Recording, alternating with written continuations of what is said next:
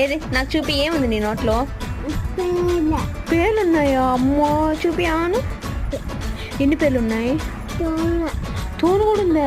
Phone ఎప్పుడు మింగే వచ్చి చెది మింగేసా? ఎవరిది? ఎవరి ఫోను? అక్క ఫోన్ మింగే. అక్కది పెద్ద ఫోన్ తల్లి, ఎట్ట మింగావా చెప్పు. అమ్మా ఇప్పుడు ఫోన్లు కూడా మింగేస్తుందంట.